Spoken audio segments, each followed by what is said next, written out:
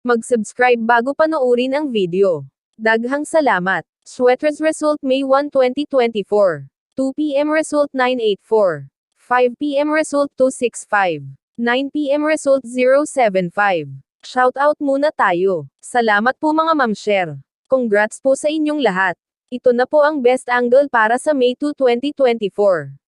2 p.m., 5 p.m., at 9 p.m. Result angle ngayon 02456789. Messing number 13. Best and pairing number para sa May 2, 2024. Sa mga isinilang sa buwan ng October, February, at April. Ito na po ang Probables Combination. Best Padakit Guide and Combo. Special number. Best Doubly Angle. Best Lotto Combination. Sa mga isinilang naman po sa buwan ng June, August, at November. Ito na po ang Probables Combination. Best Padakit Guide and Combo. Special number. Best Doubly Angle. Best Lotto Combination. Sa mga isinilang naman po sa buwan ng September, January, at March. Ito na po ang Probables Combination. Best Padakit Guide and Combo. Special number. Best Doubly Angle. Best Lotto Combination. Sa mga isinilang naman po sa buwan ng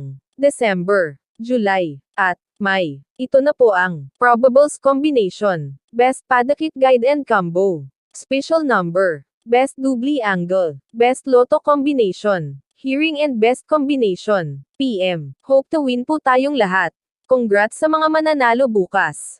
Sa mga hindi pa nananalo PM na po kayo. Good luck, mga katangian ng 12 buwan at mga maswerteng numero ayon sa inyong buwan ng kapanganakan.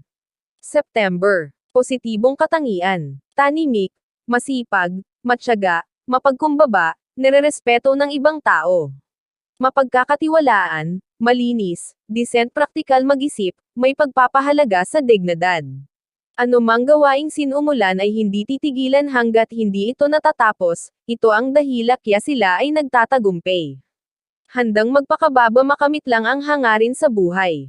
Hindi binibigyang halaga ang haka-haka o lang kasiguraduhang espekulasyon. Tahimik, simple, mababang loob at palakaibigan.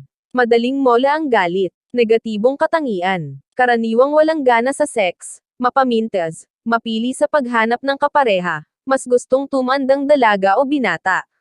Mahirap pakibagayan, nakakabagat kausap at masyadong kuripot.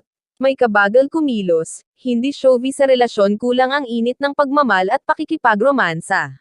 Kapalaran sa pag-ibig, ang perfect match nila ay March. Kaysendo rin nila lahat liban sa December at June.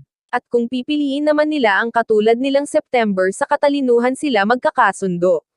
Kapalaran sa negosyo. Suswertihin sa charity works. Sa mga babae swerte para sa kanila ang pagnenegosyo na may kinalaman sa pagkain, klinika, botika at daycare. Para sa mga bata at mother's class o vocational school para sa mga nanay.